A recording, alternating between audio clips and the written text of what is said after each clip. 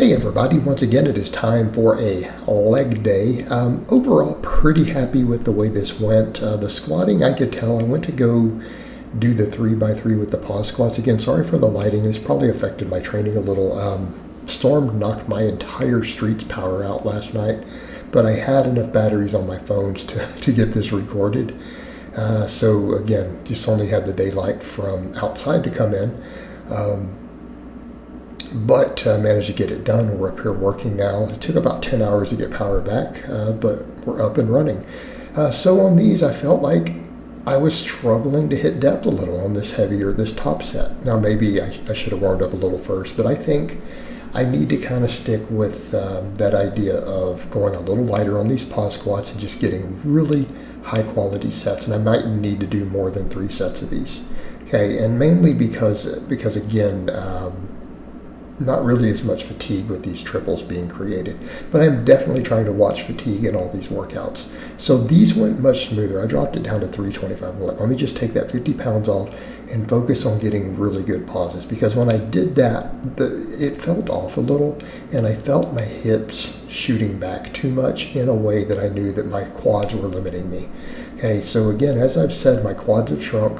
So I started doing the pause squatting and trying to bring them back up, but of course I couldn't even pause squat for a triple that weight I just did a few weeks ago when I started this. So they are making progress, but I didn't feel like I could do 3 sets, and I didn't feel like that set was high quality. So I'm like, oh, let me drop the weight down just a little, really focus on those pauses and making sure that I hit depth, and I'm going to have to just build this back up. These felt a lot better. I actually felt pretty decent quad activation, and again, I think those long pauses help. And again, this is what I'm going to have to do to build my squats and my quads back up. And I think even with this abbreviated volume, I'll do just fine. I feel the data and everything does support this. Again, there's a lot of nuance with a lot of these high volume studies, but I think for most of them, they're not doing hard enough sets.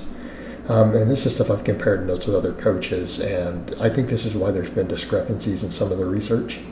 But these were solid, right? These last 2 sets felt good.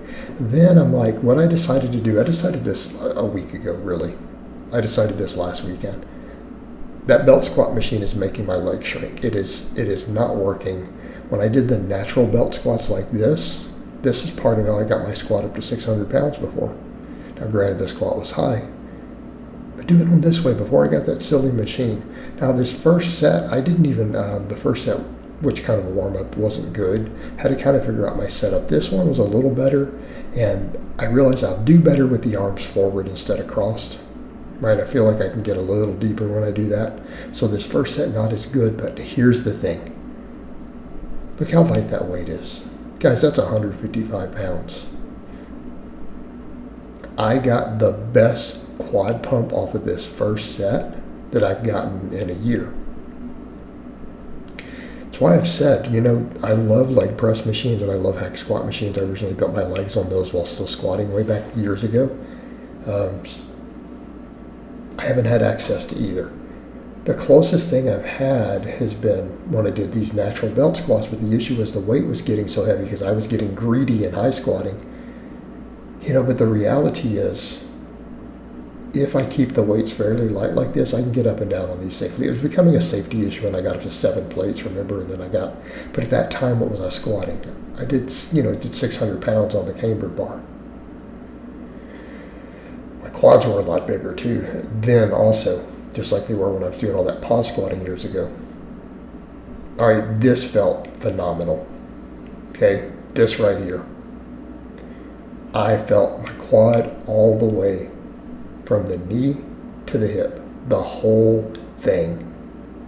And it's really, I think it's that depth. I've got to set this up to where I can get deep, get below parallel, into that deep stretch position, pause briefly and come up. And so that might mean I may not get as heavy on these, and that's okay. I may have to go to just doing longer pauses. It may have to go to doing more reps.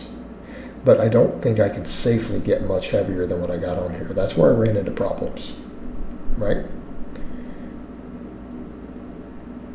But I was also going higher and higher, right? I love this depth here. Like again, this is honestly, even though I didn't do as many sets, this is the best quad workout I've had, really in a couple years. And I knew this would work. What do we have to do? Deep pause squats. And even if I've got to trim the weight down to embarrassing levels of weight, I did 325 today. We trained the pattern and we hammered the quads into a deep stretch position. All right, same thing with these belt squats. Because there's a certain point where we go, am I trying to just move weight or am I trying to build muscle? Because if I build muscle, my squat will come up. Because really my quads are holding me back. I can tell every time I get under the squat bar, the way it moves, my quads have to grow. And how do we get quads to grow? We've got to get them into deep stretch positions. All right, then I ended up supersetting the leg extensions. The first set I wasn't happy with. I didn't get the position right. Like, okay, let me readjust. Then I found the sweet spot. The sweet spot is for me. I keep trying to want to get more leverage by getting the legs further out, but that doesn't let me get as deep, right? So this first set was kind of garbage. Then I supersetted it with calf raises. The next two sets, they were money. Again, got the quad activation I wanted. Now, granted, I don't feel it like those others. Those belt squats, I feel the whole top half. These, I just feel the kind of the teardrop. The VMO and all of that is what I feel on those. When I got them right, which was the second and third set. Okay, then they burn, just take it pretty much to failure. All right, for the calf raises, I'm like the same thing. I don't want a bunch of axial loading. I really don't want more axial fatigue on these days. Like, so how do we neutralize that? We get on the tallest plate that I can do. All right, so I got up on that 2.5 pound training plate so that I force the quads to stretch as deep as possible. 10 reps were hard with 235. You guys have seen me do up to, whatever. I think I did like 385 before, but on that little 1-inch plate, right? This is a different beast here. Totally different beast. But you know what? Felt good. I got the deep stretch in the calves. So really most of these exercises, I'm trying to get the deepest stretch. The only thing that's almost in mid-range is this leg extension, but I find I get it to work if I get in just the right spot. Again, making do with what I have. In a perfect world, right now, I would have a 45-degree leg press slide and a leg extension. I don't have the space for that. Like if I'm even talking about doing something like that, that belt squat has to go, the glute ham raise has to go. And then again, I'm looking at spending thousands of dollars because if I want to glute ham raise, I got to put a rogue donkey on that. Then all that. Or a hack squat. Now, eventually that may need to happen. Combined pause squats with those two were also money. Okay? I'd say that's kind of your trifecta. But again, people have questioned, I've had a few people, is this enough volume even on this bro split? I'm like, I believe that it is. And I believe that the data supports it. I believe the real world evidence supports it at this point. As long as you're training hard. Now those belt squats, only the last two felt kind of right at one rep in reserve to 0 reps in reserve. The squats, not so much. So what I'm going to have to do with the squatting is really focus on the pausing. Got to get strong in that bottom position, but I've also got to get my quads stronger and bigger. And I think as that happens, it'll let me start putting some respectable weight on those pause squats. But really, here's the thing. My quads have gotten weak, and I've gotten weak in the bottom position of a squat. Those two things go hand in hand because, again, what really builds quads? Those stretch positions. So it's got to get it done, right? Lengthen position on the quads. And I've always found that to be true. That's why pause squats have always worked so well for me. Like even when leg press, I used to go, knees to chest on every rep, and it worked. And again, for calves, why train calves? Mainly because if my arms, I'm doing all this arm specialization, my calves and biceps are the same size right now. Even though when I did the calf training before, they didn't grow. Maybe if I stick it out long enough and I focus on these deep stretch positions, they may gain an inch over time because I need to gain an inch on my arms at least.